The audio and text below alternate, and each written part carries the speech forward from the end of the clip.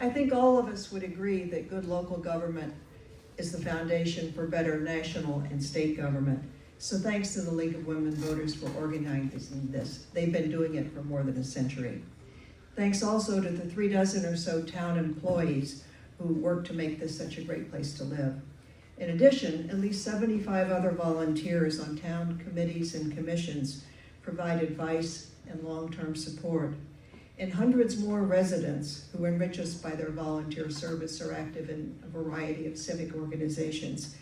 Chestertown is indeed a great place to live in a vibrant town. But more needs to be done. As we celebrate America's 250th anniversary next year, we are reminded that the populations of both Kent County and Chestertown have barely changed since that time when we were at the very center of the new nation. Our history is an integral part of our identity, but let's look to the future as well as to the past. We already are a quarter of the way through the 21st century. It's probably time to start planning for the 22nd. I'm reminded of a caution related to historic preservation. We preserve jams and jellies and maybe pickles, not culture. If you try to preserve culture, it just spoils.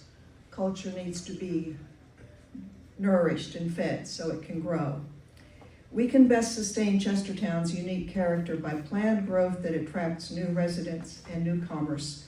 We need the new middle school and more affordable housing. We need new ideas. When I participated in a similar forum less than a year ago, I pledged to be a good listener. I make that promise again. But now I have a much better idea of how to make sure our big issues get the attention they deserve. I'm running to represent Ward 1 to keep Chestertown a place where our children and our grandchildren will want to live. Thank you. Thank you. We'll now hear from Nikita Beck-Burt. Good evening, everyone. I'm Dr. Nikita Beck-Burt. I didn't come with a long speech. It's just simple. It's time to lead the change. It's time for change in Chestertown, and it's time for us to stand on the foundation that was built for us here in Chestertown. Thank you. Thank you. We'll now hear from Megan Efland. Hi everyone, good evening. My name is Megan Efland and I would love to be your next mayor of Chestertown. I'm currently in my second term serving as the Ward 4 Town Council member, and in my time I've learned a great deal about the town, our constituents' needs, our budget and financing, and our laws and ordinances. I would love to take my love of our community and that knowledge to the next level of leadership. I want to see the town more proactively communicate with our residents. I want to see more equitable spending between our 4 wards.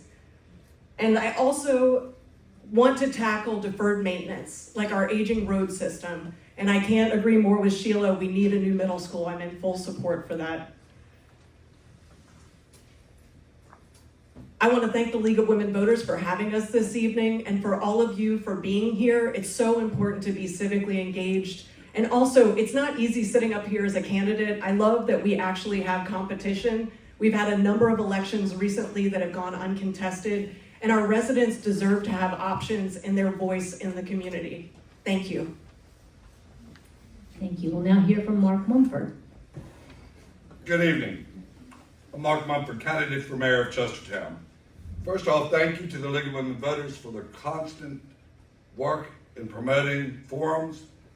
I've worked with them over 8 previous elections as running for clerk of court, and they always do a phenomenal job. Thank you. I'd also like to thank and recognize all these folks that are sitting up here. It takes people's heart in their community to step forward to serve their community, and I compliment each and every one of you. But most importantly, I thank you, the citizens of Chestertown, for stepping forward, coming out tonight, being engaged and being involved in this process. I've been a lifelong resident of Chestertown for 67 years since I was born in the blizzard of 1958, right down the street in the entrance driveway of the courthouse. My bottles were kept in the snow in the backyard because Chestertown had no power for 2 weeks. I've been a dedicated community service person all of my life, as most of you know. I'm running for mayor of Chestertown to continue that commitment. I will run the town in a business-like manner. I will work tirelessly to recruit residents to step forward to serve our community. on our commissions, our committees, and all of our fine organizations in our community. The fire company's always looking for volunteers, the rescue squad, all the nonprofits, no matter who they are, the Lions Club, the Rotary Club, the Optimists, the Soar Optimists, all of the different organizations that have served our community all their lives tirelessly, and they are all nonprofits. And every single organization I've been involved with or that I'm involved with needs help. I served as a bank officer here for 14 years. I've been a fire department member for 49 years. I reopened our bowling center in the mid-'80s. I owned and operated a downtown restaurant. I did home renovations and rehabilitation throughout the town for 45 years. I served as your clerk of court for the last 30 years, and I would appreciate your support on Election Day, November 4th. Thank you. We'll next hear from Dwight Zelinkis. Hi, I'm Dwight Zelenskis. I grew up in a small town in Alabama, and after high school, I bounced around a few jobs, realized I wanted to go to I wanted to go to college, and I had no money, so I joined the military. I went into the U.S. Coast Guard. My first duty station was in New York City, and I met a beautiful girl from Flushing, Queens, and we've been married for 47 years with children and grandchildren. And after I got out of the military, I was a service technician working on equipment, going to college at night, raising a family. I got my degree, went into sales, marketing, and international business development, how I ended my career. I've lived in Maryland for 25 years and have lived in Chestertown since 2021.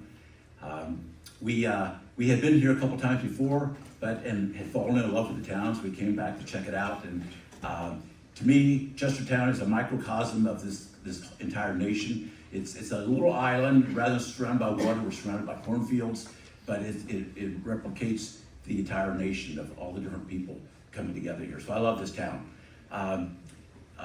After I got here, I immediately joined the Recreation Commission and have been active with the commission extensively since I joined. Built the 2 kayak racks in town, led the Saturday in the Park Community Festival, which has been going on for 4 years now, where we bring everyone together in the community for music and health and fitness, and it's all for free, and trying to build the community spirit, which I think is a key part of this town. What I'm interested in now is I've decided to run for town council because of things that I think need to be addressed. The key points I would like to focus on are the economic development for the town, collaboration with Kent County, and with building community. And when I say community, I'm talking about as small as this town is and close-knit as it is, we are segregated quite a bit, and we need to pull together and become closer, whether it's the college, it's the retirement areas, and all together. But thank you very much.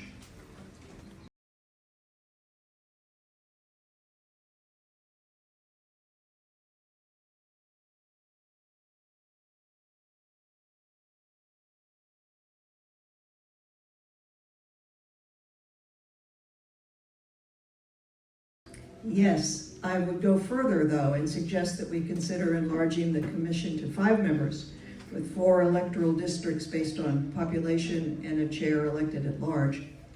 Chestertown, with a population of 5,000, feels well served with the mayor and 4 members of council. The county, with its much larger population, budget, staff, and responsibilities, almost certainly could benefit from an expanded executive presence. Whether we were born here or moved to Kent County just last year, we all relish that sigh of relaxation when we leave 213 or 301 and hit one of the little roads leading to our homes. While we're only about 2 hours away from several major cities, Kent County really is at the end of the road, and that happy accident of geography won't change. We will remain a rural county with a strong agricultural economy for as long as anybody can imagine. That doesn't mean we have to stay rooted in the 20th century, looking back to the 18th or 19th, when most of the population worked on farms or the water. Our current commissioners are hardworking and love Kent County, but many county residents seem resistant to changes that would improve the lives of us all, especially those of us who live in the towns. The commissioners have declined to even discuss a fair division of revenues, something almost every other county in Maryland has done for years. By many measures of economic and academic achievement, Kent County ranks near the bottom of the state. But because our overall wealth level is quite high, we have been unable to secure funding for the urgently needed new Kent County Middle School. We need the changes in zoning, regulations, and/or attitude that will attract new residents, grow our economy, and sustain our exceptional quality of life. Making the county commissioners more representative of all of our voices might speed that process. Dr. Beckman. Yes, I support district representation. I'm also not opposed to the representation that we have now. And I agree with her. We definitely need a new middle school. We definitely need new zoning. And we definitely need powerful leadership at the county commissioners. Thank you. Is that fair? So if you didn't know, Chestertown makes up 29% of the county's population. So we're close to a third, but we do not have representation at the county level. And we see that over and over again. So I am in full agreement with looking at districted positions to ensure that the municipalities are also represented. I would also, along with Sheila, 5 representatives, and also looking at changing the meeting times. Right now, half of the commissioners' meetings are during the day, so it makes it impossible for somebody who is a working person to become a commissioner. The pay is not a full-time paycheck, so you're looking at people that are retirees or independent business owners, and it's precluding a large amount of our population from representing us at the county level. People like working families, young professionals, and just any other demographic than what we have currently. I also think we have 19,000 people in this community. When you drive between town and town, there are lots of different personalities, and each community has its different feel. It needs to have different representation. But as a third of the population, we deserve to be represented at the county level, and I am in full support of districted elected officials. Mr. Mulder. Thank you. I have a position with that on the districting of commissioners. My personal feeling is that it should be up to you, the voters. And I really believe that the League of Women Voters, with some citizen participation, should bring it to referendum, and let the citizens of Kent County decide, do they want districts or do they want it at large as existing today? If we have strong candidates that get out there, beat the ground, get their points across, and campaign well, I think that each district could be represented. And that's my position, is that please urge everyone involved to get the signatures necessary to put this on the ballot for next November. Thank you. Mr. Zelinskis. Yes, I also agree with districting in lieu of at large as we have right now. And the reason for that is because we have certain geographic areas with certain demographics that are quite different from other parts of the county, and they all need to be fully represented. One of the challenges, however, is the issue of gerrymandering. And we've heard a lot about that in recent months here. And you want to make sure that the districts are drawn up appropriately and fairly. So I would recommend, if we did do districting, that it be, the districts would be handled by a nonpartisan organization, irrelevant of political parties, and going in that direction. I also are concerned about the lack of communication between the Chestertown Council and the county commissioners. From going to the meetings of both organizations, very rarely do I see representation from the other organization. In fact, I don't ever remember seeing a county commissioner at a town council meeting, and rarely have I seen a council member at a commissioner's meeting. So the greater communication would be key to that.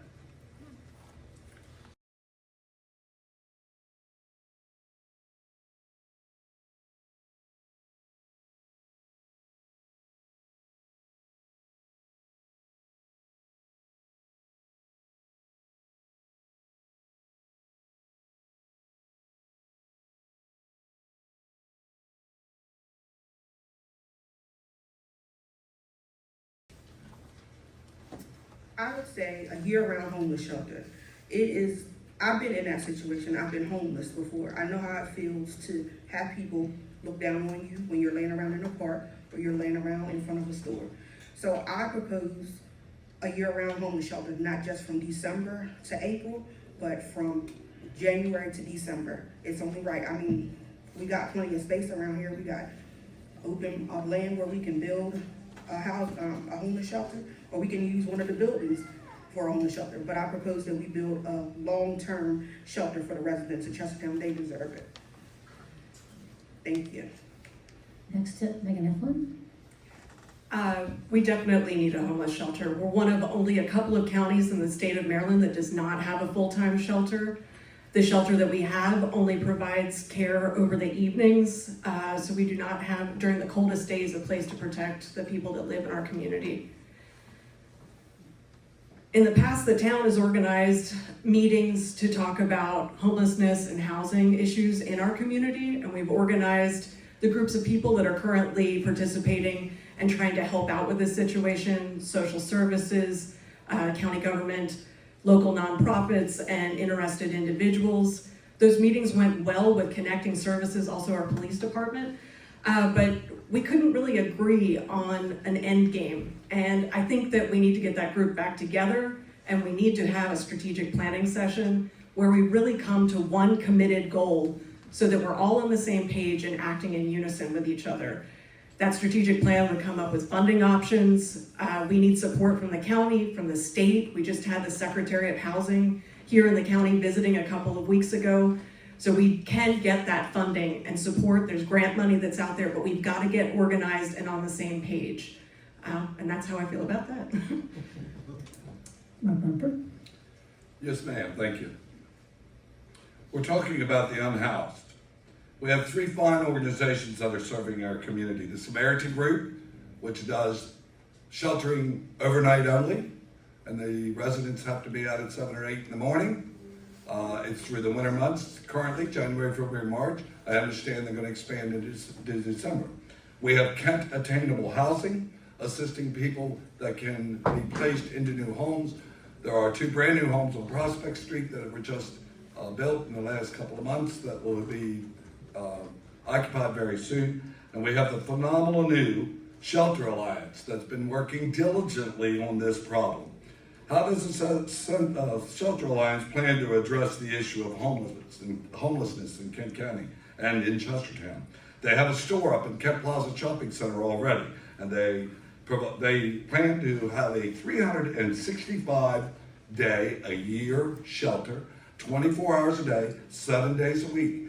They have very good plans. They have very good guidelines for the people that come to reside there. They will provide case management services, follow-up screening after DSS, criminal background checks, partnerships with Corsica River Mental Health for all seasons, the state's attorney's office, the Grace Church for showers, clothing and shelter closet is open, and it's already taken care of 118 people this year that are homeless and needing clothing. They will put together a shelter package, and they're updating it currently for distribution and video training. They offer training to the residents so that they can find a job and get back on their feet. They will be only allowed to stay up to 1 year if they follow the rules and regulations. They are looking in currently to funding for a place to shelter these people and to manage it. They'll provide speakers to any organization, job training, and they will already have contracted with Milford. And if you have any questions about the work I've done for the last 10 years with Carol Nyman, the president of the Shelter Alliance, she's 3 seats from the back. Thank you. Dwight Zelenskis. Yes, regarding affordable housing, this is an issue at several levels. One issue is there are several vacant properties in Chestertown, residential properties. Some of them you would not even know that they are vacant. And I've talked to several people, the owners of these properties. Some of them are tied up in bank issues and so forth. But a lot of them are properties that were being refurbished or repaired at one time and have just been basically abandoned and been sitting that way for a couple of years. At the same time, we've got the houses unoccupied. We have a great demand for housing. So as far as the vacant properties go, I believe the town should work very closely with those homeowners like Frederick, Maryland has done, which is to put it together a vacant properties ordinance, which encourages properties that are vacant to be occupied, to be fixed up. But if they're not, you finally tax people for leaving the properties unoccupied and unrepaired. So that's one way to try to move vacant properties that are not being used, get them in the hands of people who could use them. They could be kept as single-family residences or made into multiple units. The other issue is the homelessness, as we've been talking about here. And I've met with Carol Neiman with the Shelter Alliance also, and also with Ross Benacasa, which is he's in Easton, and dealing with a problem down there, trying to understand how different municipalities are handling this situation. And it's very similar strategies that they're using, trying to put together programs where people can graduate from one level to the next based upon their recovery and sticking with the rules for non-alcoholic use and so forth. And moving in that direction with the housing situation. So basically my situation, my feeling is that there are some people that are homeless in this country that is beyond their control. Please. Okay, thank you. Sheila Austrian. The town budget and staffing do not have a social services component, so my answer to the question, immediate answer, is we can't do much. That's of course inadequate, and we have to do a lot more with the resources we have. Primarily, that may be using the bully pulpit of our council meetings and our public spaces. Earlier this month, Mayor Foster signed a proclamation recognizing World Homeless Awareness Day. Our twice-monthly council meetings include opportunities for public comment, and our meeting room is available for larger groups. According to the Shelter Alliance, Kent County ranks third highest in Maryland for adolescent homelessness, and Kent County is the only one in our 5-county region without a real shelter. So because unhoused people are found countywide, our own mayor and council should join forces with the other Kent County communities to achieve a unified plan of action. Together with the commissioners and the county social services department, we could devise a workable timeline to achieve a year-round shelter with appropriate rehab services. Some has already been said, but we know that the problem is national, even universal. It includes neighbors with stable jobs and families who have lost housing because of unexpected misfortunes, and those with untreated mental health or substance abuse problems.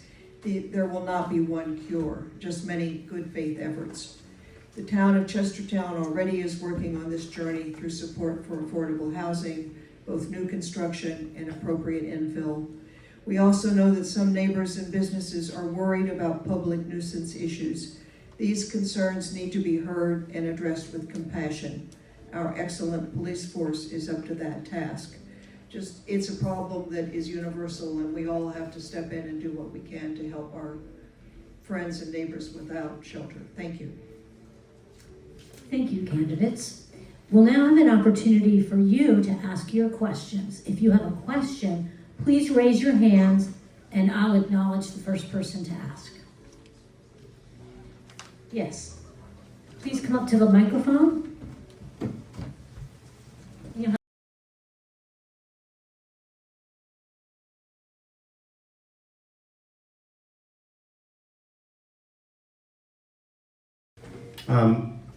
I was at a presentation last year at the college by the Main Street director, I believe, of Chestertown, and she presented a 5-year plan for upgrading the town in various aspects.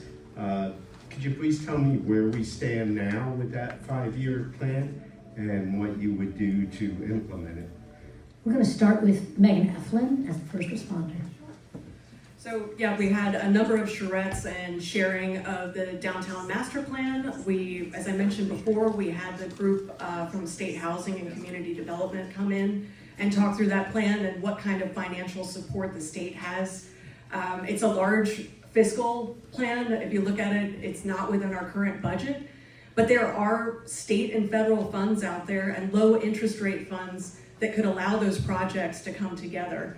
The other thing that I would say is there are a number of other projects that are going on in the town. We are working with Shore Rivers on a rainwater and stormwater treatment plan, which would tie in with some of the ideas of burying our lines. We could accomplish a lot of goals at the same time. Downtown wireless, better drainage, and also burying the lines, making our downtown more beautiful. But we are still in the process of reviewing that plan and what funding options are available. Mark Mulford. Yes, ma'am. Main Street, Maryland has done a phenomenal job in our community. Their impact has already been well over $3 million in direct help to our community and the work that they've been doing. It's up to the mayor and the council to manage the city's finances, drive economic development, do the strategic planning and policy making, act as the city's public representative, and attending and presiding over public events, serving as the public face and spokesperson. I would continue to urge Main Street to do their work. You see a lot of storefronts that have been replaced, updated, repaired with grant money from Main Street, Maryland, and I think they're continuing to try to improve our area. And it's not just Main Street. You go up to the shopping centers, you go up the avenue, you go down the bypass, all in town limits. You go out Flatland Road, all the way to Clark Road, Cromwell Clark Road, and those are town limits. And all of those beautifications and efforts need to be coordinated together within the confines of our budget of our town, because none of us want to see our taxes raised. We want to coordinate services, we want to communicate with the public, and we want to urge people to step forward and help us all to become the best town that we can be. Thank you. Dwight Zelinskis.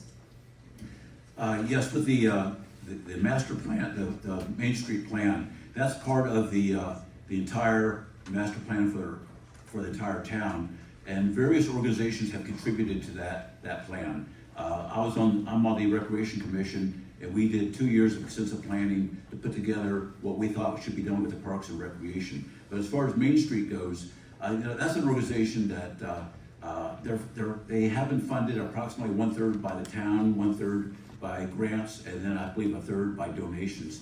And so, they're seeing a lot of their grant money may be disappearing here shortly, so it's going to make it difficult to achieve a lot of their goals. But I know one of their primary goals that they've set out is to hide the overhead wires in town, either put them behind the buildings or put them underground, which would mean putting them underground. You've got a lot of utility lines and pipes and so forth that are very aged that would be replaced at the same time. So it would be a big project to go forward with renovation. So that's my straight about it. Sorry. Thank you. Sheila Oesterreich. Much has been covered. I would just say that Main Street, Chestertown is great for Chestertown, but the economic problems and the development strategies have to be countywide and region-wide too. If we can make the whole pie bigger, then it will be easier to find the funding we need to do some of these really great projects in Chestertown. Lots of people want it to happen, and together we'll do our best to make it take place. I'd just like to say Main Street, Chestertown has done a wonderful job. Like the rest of them said, you can't ask for much. They are about to lose their grant money coming up, but other than that, they're doing a beautiful job. You can't take away from what they've already done. Thank you. Audience members, do you have another question? Yes.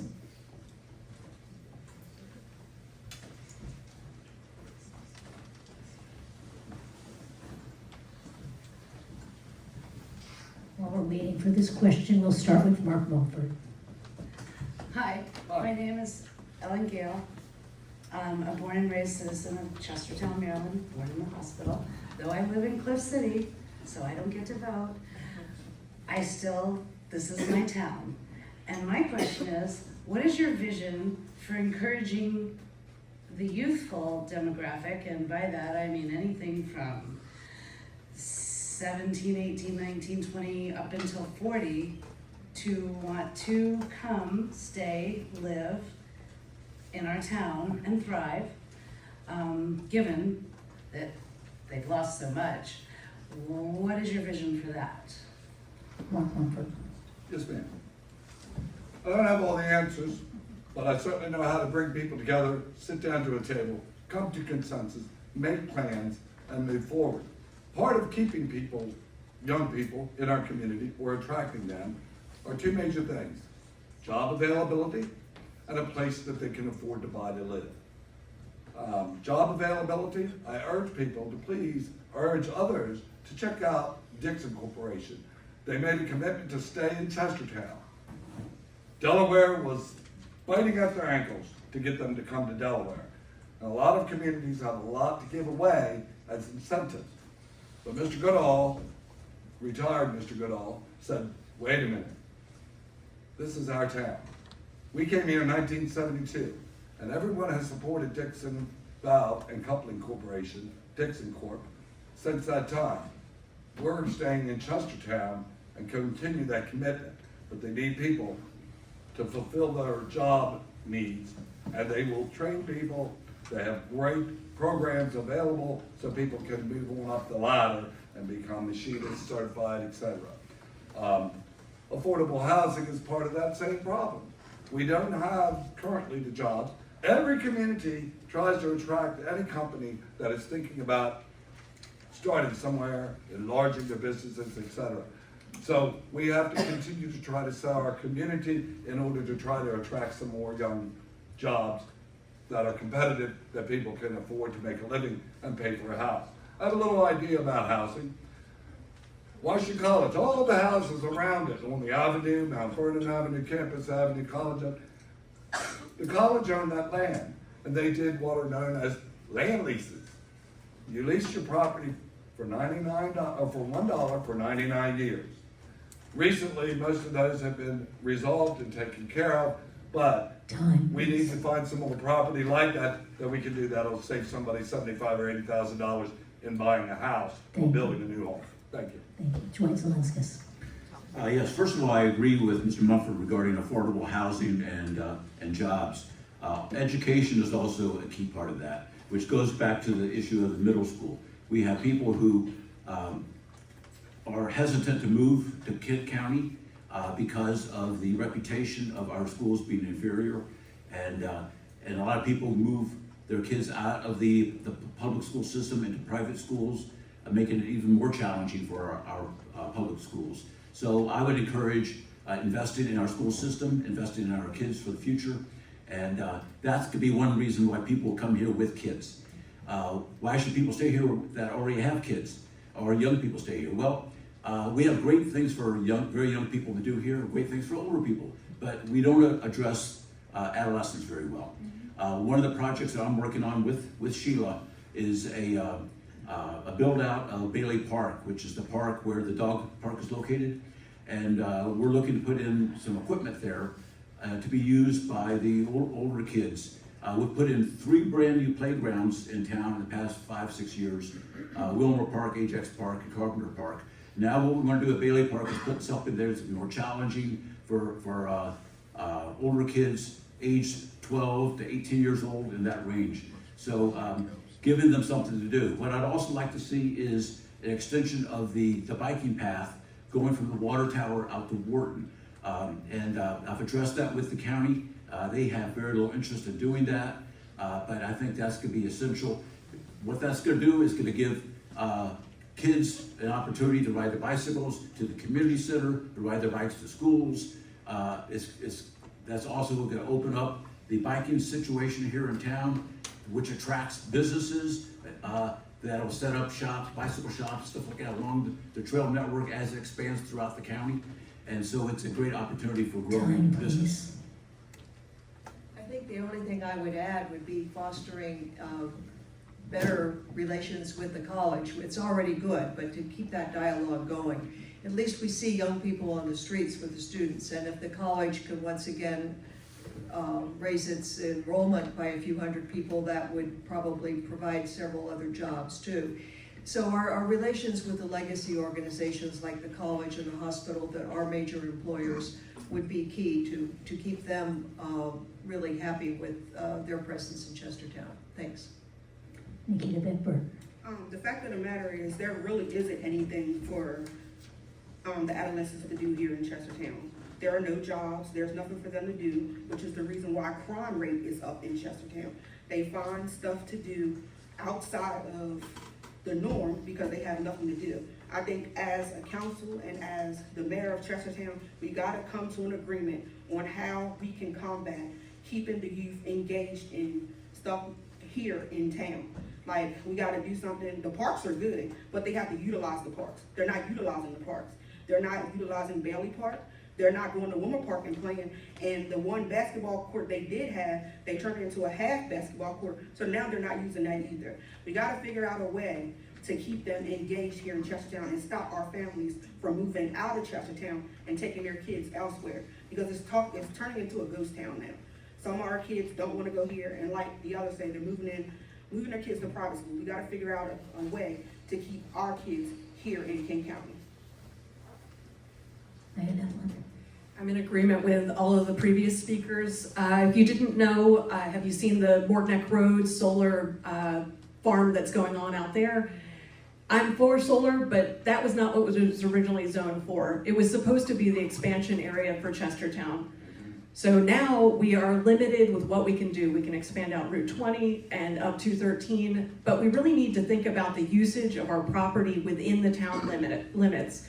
And the zoning, the Planning Commission is working on a comprehensive zoning plan. We need to look at mixed use and more dense use in the northern part of our town to ensure that we have a variety of housing options for our residents. I've been very involved. I meet regularly with KRM and Dixon Valve, and also with Washington College. I was part of Washington College's strategic plan. And a big discussion was how the faculty and staff cannot live within town. They're paid well, but they can't afford housing, or there's no housing that's available, rentals or to buy. So we really need to think about that, and it is a real issue. It's not something that we can ignore. Another thing that we can look at is auxiliary dwelling units, where people are adding apartments to their property. We need to think about that very carefully, but it is a way that somebody could buy a house and supplement their mortgage payment with a rental, and also provide another place for somebody to be housed in our town. Dwight and the group with the Recreation Committee is doing a great job. As he mentioned, Bailey Park is going to be focused on ages 13 to 18 in the development of that playground. It is something that is on our minds, trying to figure out what do we do with our parks and playgrounds that don't just cater to young children.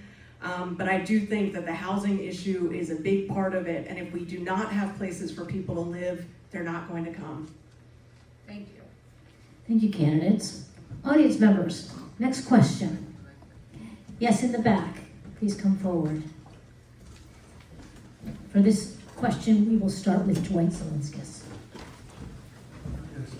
No one has mentioned the question of taxes. We have the highest municipal taxes in the state. And there has been huge opposition by the county commissioners to do something about the double taxation that we're paying. Mayor Foster tackled this issue for some years. I don't know where it's going, but it is a disgrace. And those commissioners are not our friends. None of them are interested in helping us, despite at the last election, two of them saying they would be, quote, open to discussion. The discussions ended. Even though it is a county matter, the town council and the mayor have a role. So can you be specific about what you would do? Well, as Megan was indicating, 29% of the county residents live in Chestertown. We in Chestertown are county residents. We pay the same county tax as the rest of the county residents. Yet you look at the services that we receive, and from what I've seen, we receive significantly less services back to the town residents than the rest of the county receives. Now, The county commissioners have indicated that they compensate for that by providing some discounts on various things, and they offset those amounts. But as I have reviewed significant data on studies that have been done, for 2022 alone, it was approximately $600,000 to $900,000 that Chestertown was overtaxed compared to the rest of the county as you look at different formulas that they used. So, but my issue here is not necessarily trying to get money back from the county, but trying to move forward and collaborate more with the county. The county has greater resources than Chestertown does, and has greater leverage with contractors and so forth. And I would like to find a way that we can collaborate more with our projects. I had a meeting this morning with Paul Bramble at Bramble Construction, because I went there to get educated about road construction, in case any road questions came up tonight. And we were talking about how can you bring the cost down for roads. And he had indicated, well, if there's a road that's in the town and it continues on into the county, if the two can work together, do the projects at the exact same time, the fixed cost would stay the same, bringing the overall cost of the overall project down for both both jurisdictions. So there are opportunities to work together and not necessarily in conflict. Thank you. Sheila Austrian. Mayor Foster has been pushing the plan or the, I don't know if there's a plan, but discussing the unfairness of the revenue sharing with the county. We've come up with figures, like Dwight said, somewhere between $500,000 and $1 million a year that we might readily have had to spend on town things. I don't want to just take their little charity pieces of extra equipment or a discount. I think we really need to pursue this. That's one reason we favor enlarging the county commission or making the commissioners elected in a different way. We need change there. We of course need to work with the county. It's huge, but they are really slowing things down, and only our electoral votes, I think, are somehow going to make that really change. We need to resolve this situation. Nikita Beckberg. I'll be totally honest with you, I don't know a lot about the taxes here in town. I just hear a lot of people talking in different states that the taxes are too high, certain things are too high. I just say, as the mayor and council, we all need to come together and figure out how we can cut the taxes and then take ours back from the county commissioners, as the rest of them have said. Thank you. Megan Eflin. Yeah, I think everybody's made great points on this. If you're not familiar with the tax differential, you need to educate yourself. So we are paying double taxes. We pay in town for our police department, our planning and zoning, our roads. When it snows, the county trucks come right up to the town line and they turn right around. So there are a lot of things besides our school, library system, and a couple other things where we are paying for those services in town, and we do not get county services or a discount on our taxes with the county to supplement those services. So please educate yourself. David, our mayor, has lots of information on that. You need to understand it, and you need to be talking about it. And I think I agree, we need to get organized as a town. We need to get a good candidate to go for county commissioner, and we need to vote as a block and get organized and get somebody to represent us in the county commissioners. I don't think with the current group we're going to get anywhere with this specific issue. And I would also say at this point in time, I don't want to detract from the middle school. I'm in favor of the middle school. And I also think that we need to work on an economic development plan with the county so that we are generating more taxes. We've stayed, as Sheila mentioned earlier, we have about the same population that we've had for decades. We've not seen a lot of tax revenue increase with comparison to inflation. So we need to work on an economic development plan, and it needs to be focused in the municipalities. That's where the growth is going to happen. And then generate more taxes that make a tax differential feasible for us. If you go to the county budget meetings, the budgets are tight. Again, you know, whether it's a school or it's the county, there are certain minimum services that are required, and it costs the same funds as a larger town or a larger city than us. But we just are not increasing our revenues the way that other counties are. If you look at the last census, we are one of two counties that did not grow in the last 10 years. And we need to be asking ourselves why. And why are we not focusing on economic development, Time, housing? please. Thank you. Mark Mumford. Taxes. We all know we're being overtaxed everywhere. We need to continue our dialogue in a positive vein with our county commissioners and keep pounding on them about this issue of double taxation.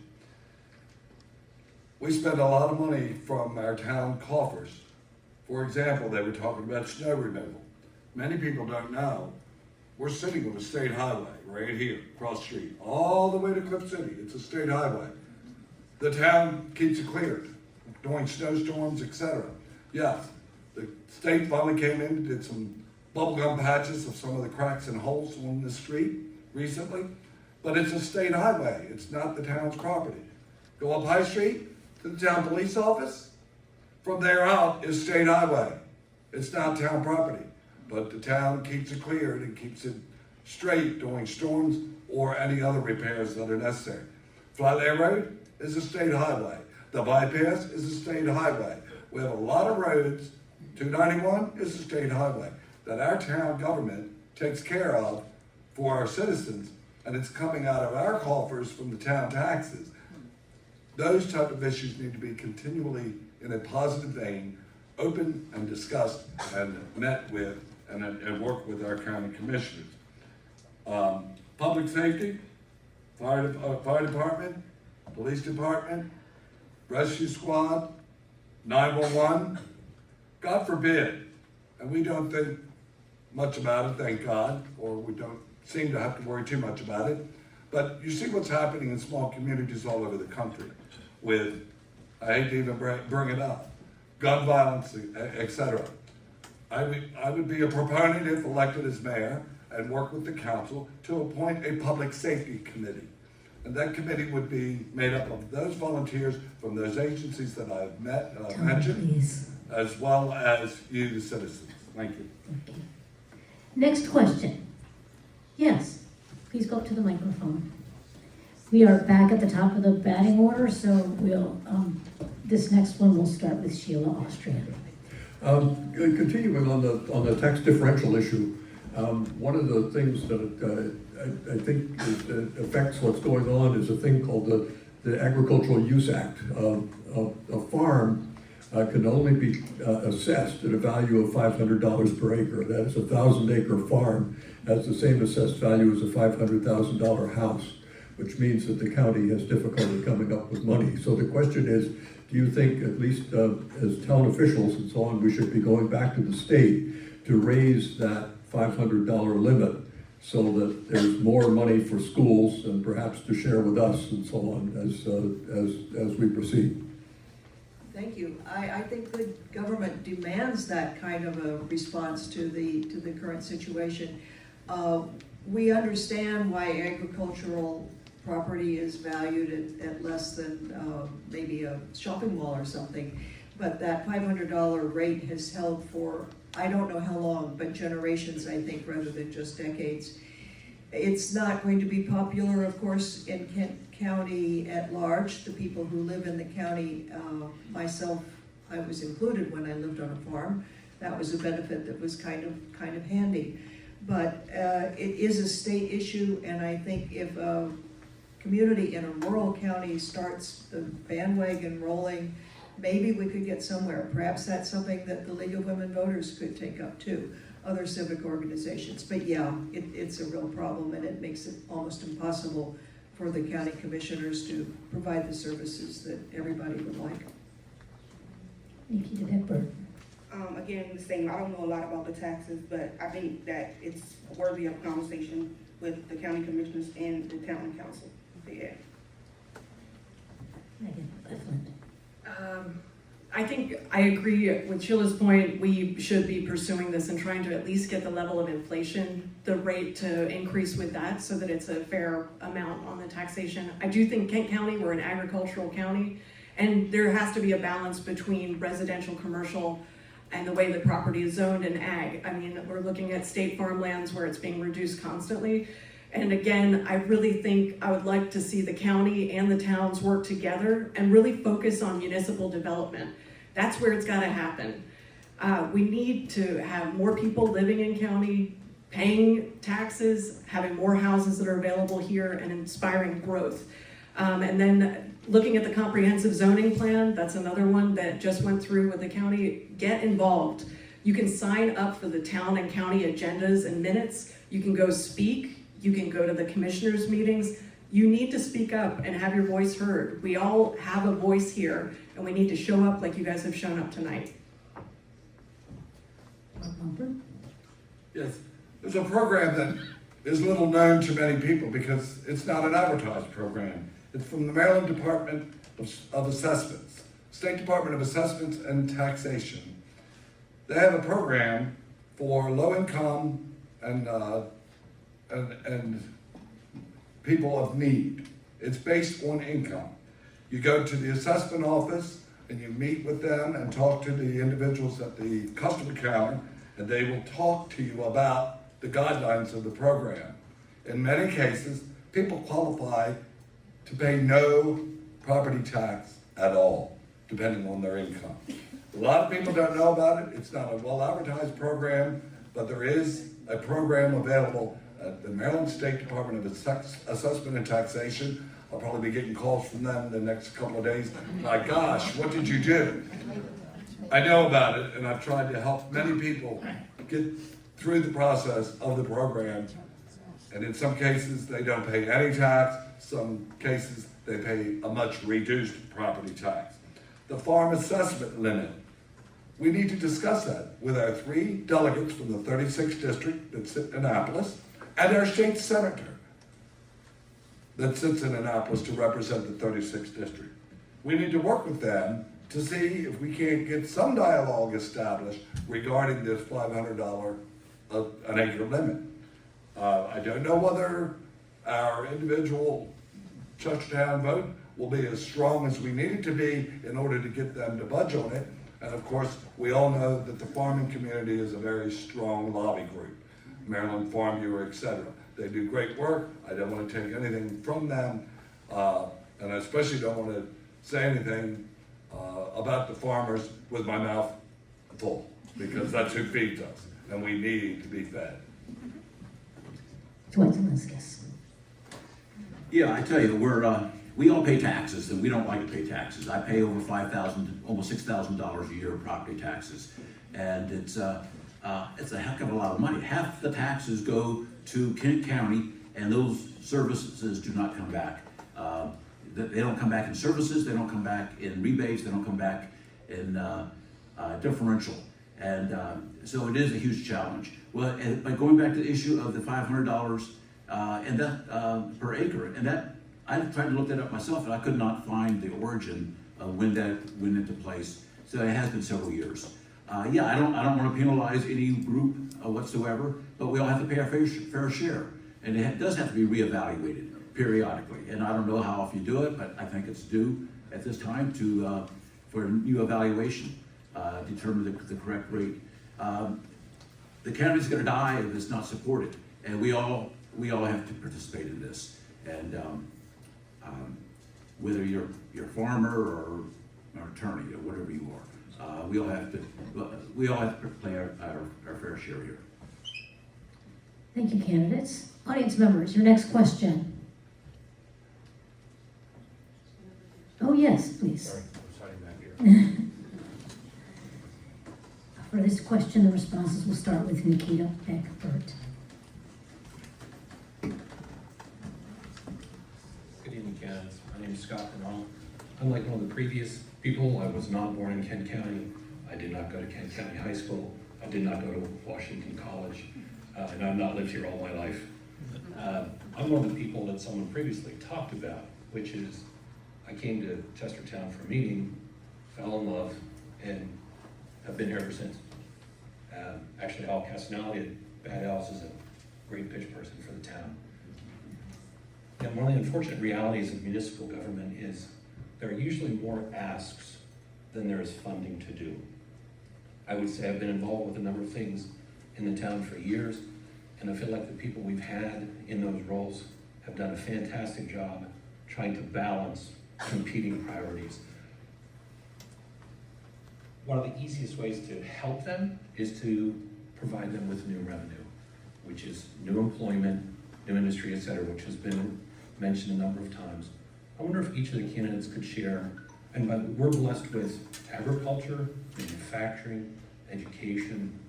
We actually have a very nicely diversified economy. Please answer the question. My question is, what 3 specific industries would you focus on to increase employment and revenue in the town and county? One, I would bring in more jobs, like bringing like a Walmart in to offer more employment. Definitely working with agriculture would be my second one. And then my third one probably would be building more revenue, adding more restaurants to the plaza to bring in more revenue, and putting more shops into the plaza in the empty buildings that are already up there. They're not bringing any revenue, they're just sitting there. So getting more focus-driven shops and stores in the plaza will bring in revenue. Megan I think we should continue looking at tourism. It's something that we are excellent at. It's a place where people want to come. It's a great vacation place. It's where we end up getting a lot of our residents after they've had an excellent experience here. Healthcare is another area. We've seen the hospital and a lot of the facilities close. It would be fantastic to see more healthcare here, whether it's through the hospital or independent offices. And I do think that if we can grow our town, we are in a great spot for that. When you look at where we have to drive to get medical help, this is a great community, a central place where we could start building that again. And then also technology. So we are sitting in a place where, Kent County's slogan, if you could live anywhere, or if you could, like you would live here, but we don't have the jobs there. So it's a great place to telecommute. In COVID, we saw a lot of people move to Chestertown full-time and fill houses that were only lived in the weekends. And if we support technology, we're gonna get more full-time residents because people want to live here, but they need to have jobs. Rob Mumford. Yes, ma'am. The college, we will continue to encourage for growth at the college level. That expands students, that expands jobs, that brings more in. The hospital.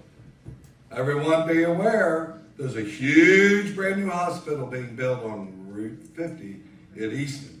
It's a regional hospital owned by University of Maryland, They own our hospital. Everybody stay vigilant. We saved it once. We're gonna end up having to try to save it again. And I thank God as a volunteer fireman for 49 years that we have a place to take patients in an emergency situations to get them stabilized and onto a more advanced care system. We need to keep working on the hospital and keep it expanding and not reducing services and reducing employees, because I fear that when the new regional hospital opens, it's going to be our hospital. I don't want to lose our hospitals, especially in Kent County.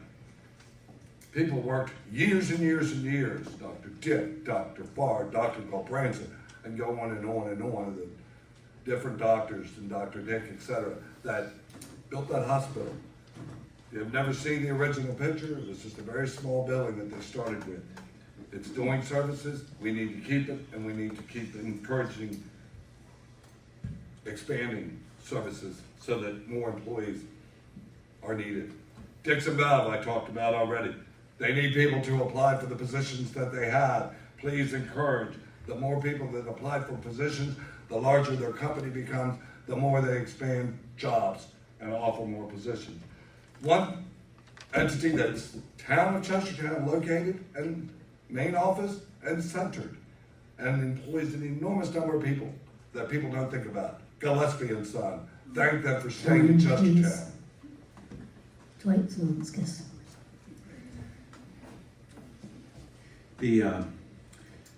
I think the 3 biggest assets this town has are the tourism, the access to the water, and the people. And I think we do an excellent job with tourism for that industry. With the water access, we do a horrible job.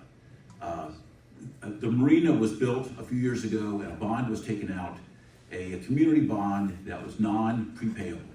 And being a community bond, you could not attach any business to that.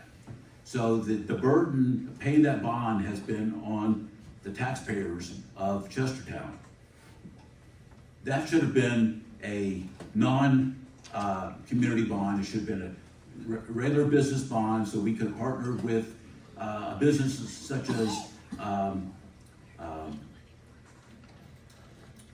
I don't know, one of these, West Marine, for instance, who would open up a shop by the marina, who could generate income and help pay for the bond.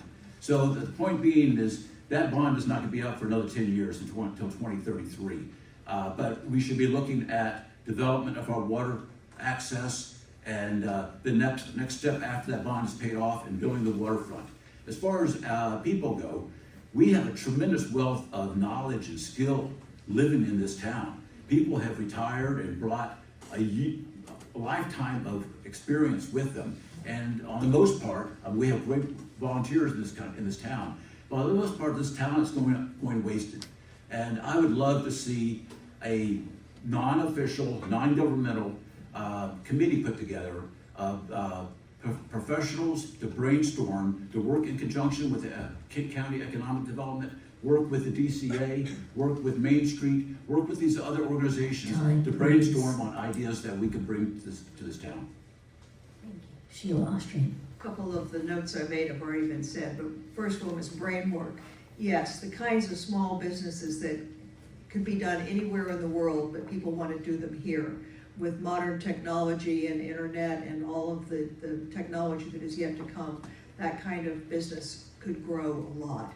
The second one was tourism. Yes, because getting more and more people to come here on holiday, some of them might decide to stay, but all of them will spend some money and they don't need the schools and the other social services that are expensive. And the last would be the jobs we don't know about yet. 15 years ago, I'm sure there were all kinds of millionaires today who didn't have any idea what they were going to be doing. We have to be receptive to what the county can, what the town and the county can let happen here and be creative. Thanks. Your next question, audience. Someone have a question they'd like to ask? I see a hand right up here up front. For this responses to this question, we'll start with Megan Eflin. Joyce Van Orden. Three of you have said you're in favor of a new middle school. I want to know where that money is supposed to come from. I've heard that there was a $30 million bond that would be required. Who's going to pay for that? Sure. So if you're following along with the county commissioners, Commissioner Price has laid out a plan where we would reduce the detention center. We would consolidate services with the Tri-County Detention Center. That is a significant savings to our tax roll. Also, there are a number of debt service items that are coming off of the county tax roll that will provide funding to make those payments on the bond. And then the other part of it, the most recent county commissioners meeting, I think it was on October 7th, there were a group of people, I attended it as well. The commissioners are asking Comptroller Learman to come to town and to talk about how wealth is defined by county and how the split between county and state, which is currently 50-50, how that's devised and how it's fair for our county. There are a number of other counties that are rural and similar to us that have received up to 95% of their funding through the state, and we want to know why that's not us. But I do think that there are ways that we can pay for it with our own budget, but we need to continue to press the state and get the funding that's equitable to us like those other rural counties have gotten just in the last couple of years. Mark Mumford. School bill. I don't have a dog in the fight, unfortunately. I would have loved to have had a family. But my family are the citizens of Kent County. And that was my choice, unfortunately. I don't know how we're going to pay for it. I've had a lot of people talking to me about this issue. I understand from one of the local newspapers, or one of the local papers, online papers, that 60% of the respondents aren't necessarily in favor of building a new middle school. The Board of Education is elected to represent the citizens on the Board of Education. How are we going to afford to pay for a $30 million bond? You and I and all the citizens are going to have to figure it out. I don't know how we're gonna make ends meet. Sure, our state delegates and senator are being tapped to try to get some money, help from the state, but it's not gonna pay for all of it. It's gonna have to come from us. How are we gonna do it? We've got to more thoroughly investigate this before we take that leap. I know the old middle school is aging. I know it needs work, but I don't think it would take $30 million to make it a viable facility for the future for our community that's limited on our funds and has a lot of demands already on us. I think I'll leave it at that. We're going to have to figure it out if they end up moving forward with a plan to build. And I know it's not popular to say, do we really need to build? Sure, all the schools would like brand new facilities. But we vacated several buildings that were viable, useful buildings, that were school buildings. For example, Rock Hall, which is now the Board of Education, and Millington, et cetera. Tom, thanks. Dwight Zelinskis. As Megan was indicating, there have been some proposals made by the King County Commissioners. Number one is to eliminate the detention center. That would save some money. But then other research has been done to find that a lot of the cost savings that they had proposing may not save as much money as they originally had thought. So that's in question. The other issue is the contributions of our county versus the state. And Megan is right with that also, that we would be asked to pay 50% for the cost of that school, which would be in par with some of the most wealthy counties in this state. We only have 19,000 people to share this load, and it's very difficult.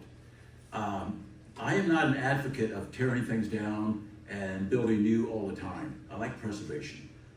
Everything I've heard so far is that school is beyond repair. I don't know if that's true, but they talk about mold and all other kind of issues.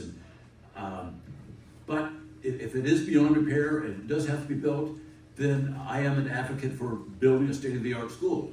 It's, you know, people say, well, let's just merge it with the high school and stuff like that. That may be true, but you can't look backwards. You got to look forward. And we have to have a state-of-the-art education system for this county and for this town. And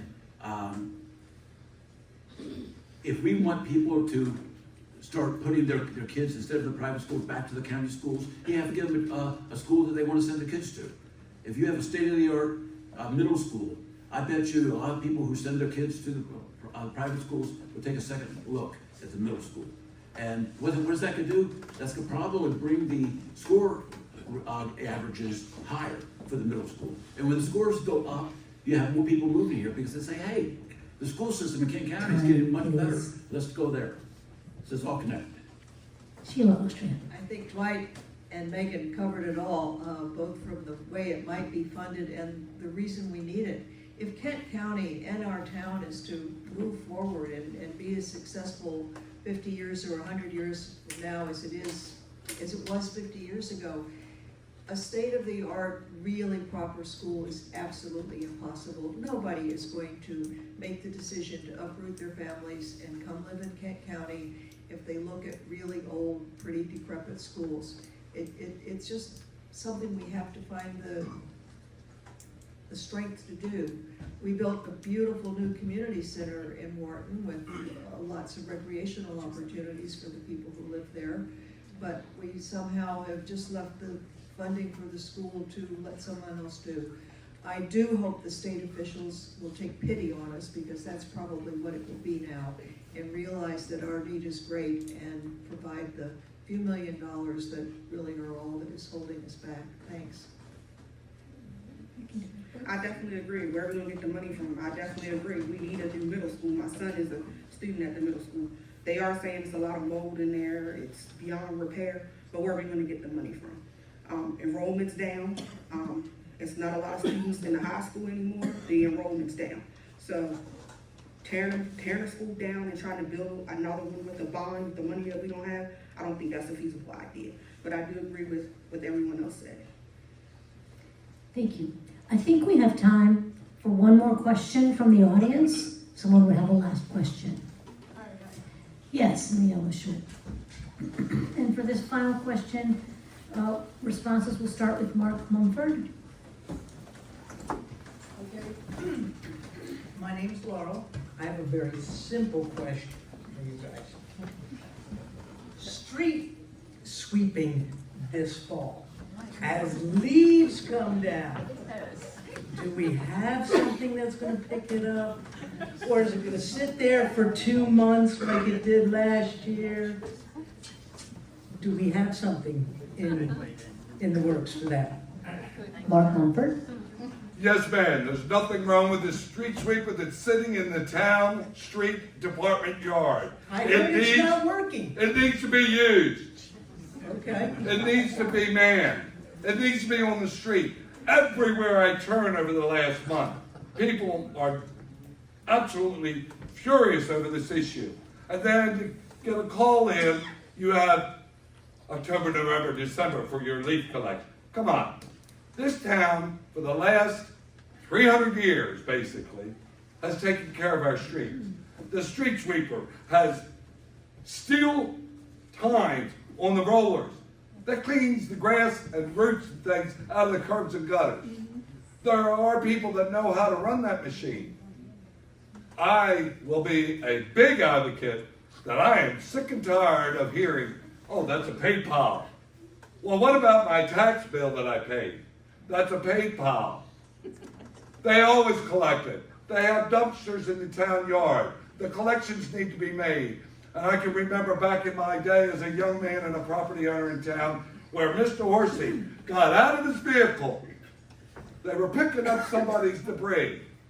They dumped it, and then there was debris left on the ground. Mr. Horsey got out of his vehicle, took the barn shovel off the side of the truck and a push broom and pushed it together and threw it in the truck and turned around to the employees that were doing the work and said, that's how it's done. The department needs to be reviewed. I will work closely with them, but I will need the support if I'm the mayor of the citizens and the mayor and council members together. There's no reason why we should be charging for pay piles. That street debris is being dumped at the lagoon outside of town. That should be taken to the transfer station, not dumped on the property out at the lagoon. I will definitely, that's one of my big priorities and one of my big peeves, if you can't tell. Thank you.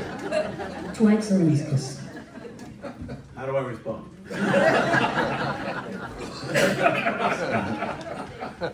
You got a good point.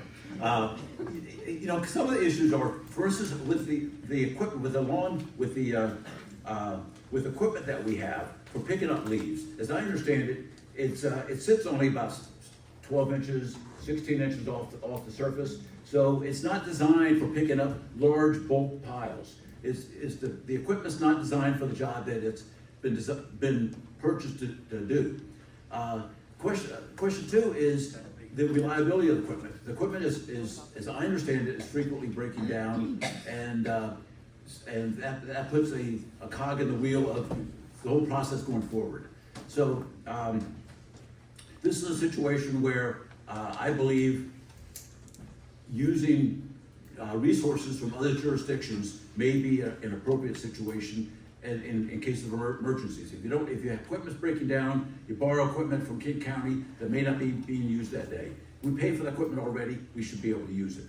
So I see no problem with something like that. Whether it's the most efficient use of that existing equipment, I don't know, but that's something that needs to be explored.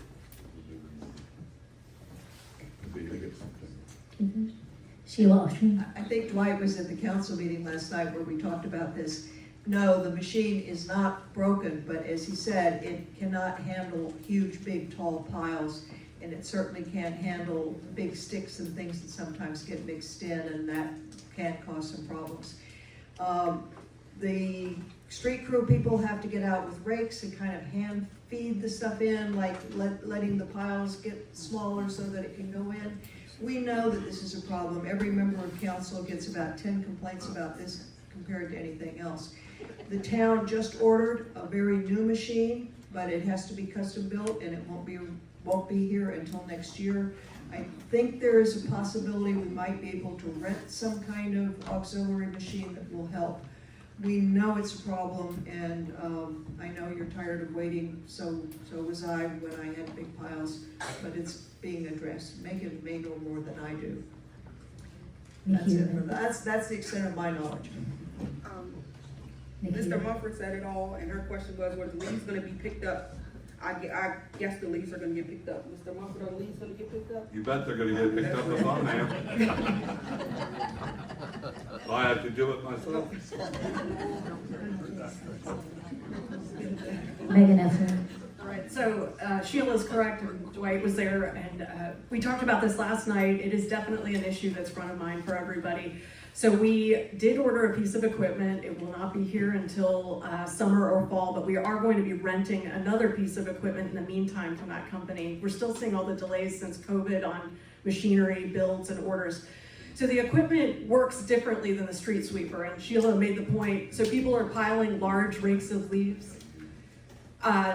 The piles are too high to feed into the street sweeper, so the street crew is raking them out, which is a bunch of extra labor. The way that this thing works is like a large vacuum. It's got about a 2-foot diameter, and it's on a retractable hose, so it can go up into your driveway, between cars downtown, and it will really efficiently suck up the leaves without a lot of extra town work.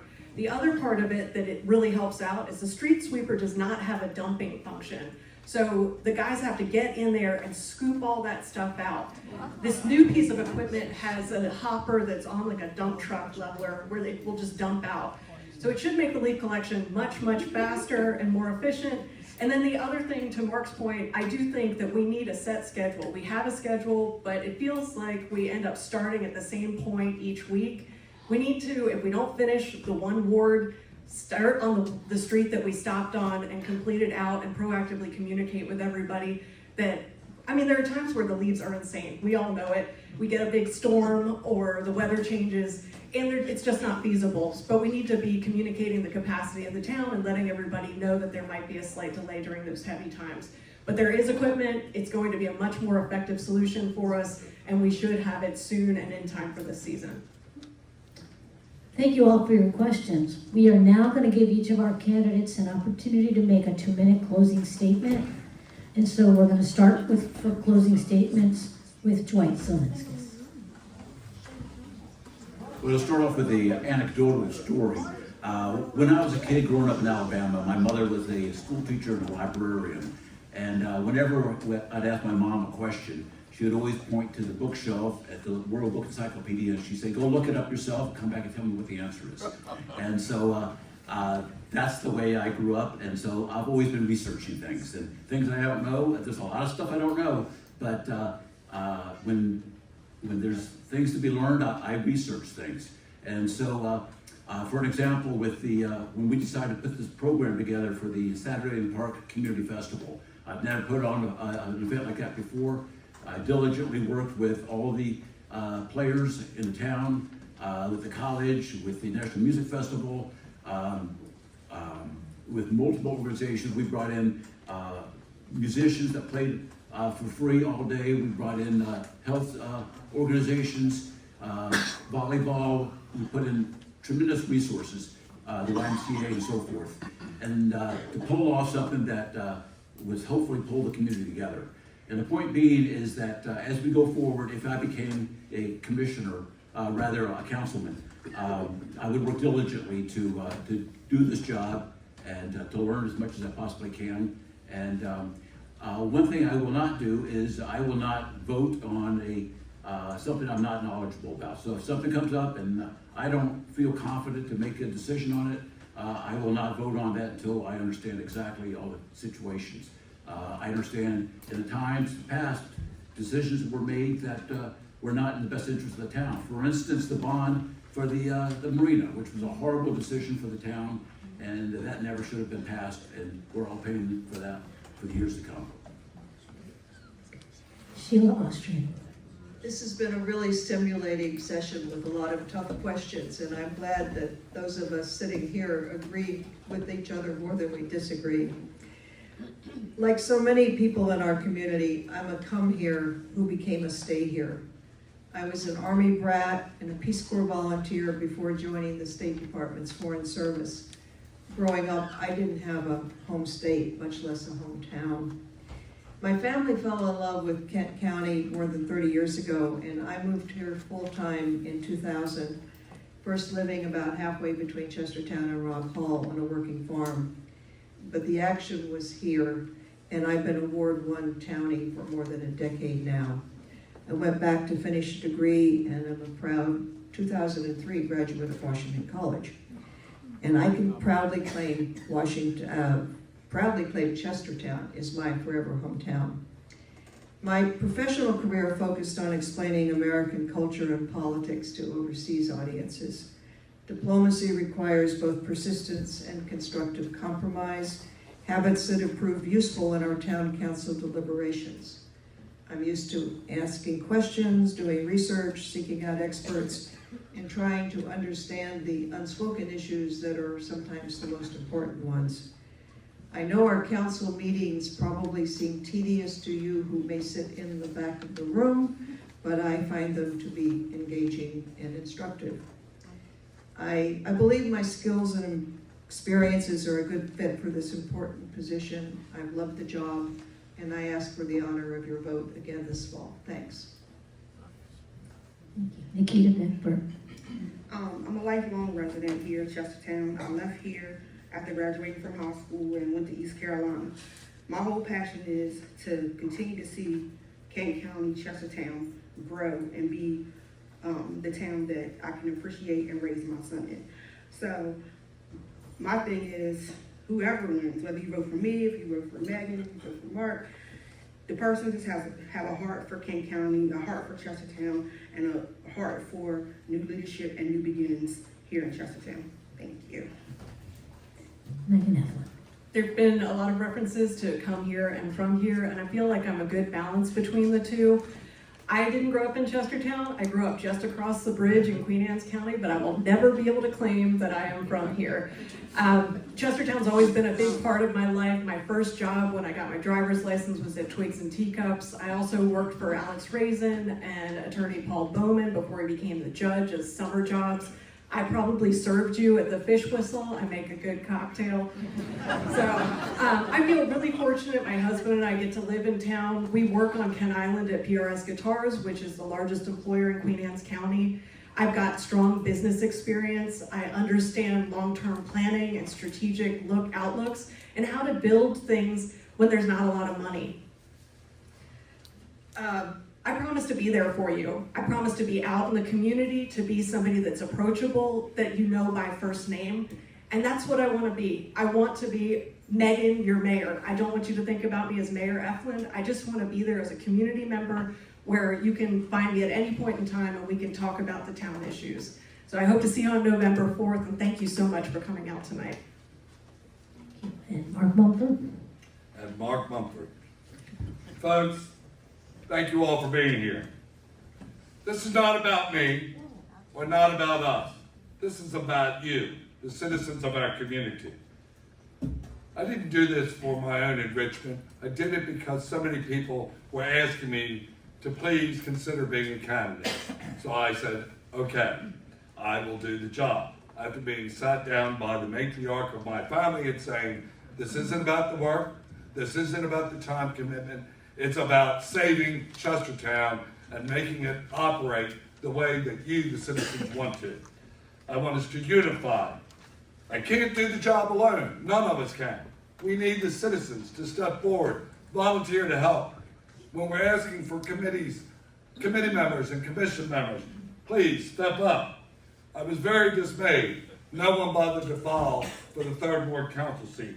I have 2 ladies that have both agreed to send a letter of interest once we begin the process to fill the vacancy. I want discussion and civility to be paramount in the town government. I want us all to our best to work together in the best interest of our beautiful community. I don't have all the answers. I don't claim to. But I promise to do my best to bring us together to the table and work towards consensus. Everyone must strive to work together to make our town the best. I'm not running against anyone. I'm running for the citizens of Chestertown. Thank you. Please vote November 4th. Mark your ballot, Mumford, for mayor.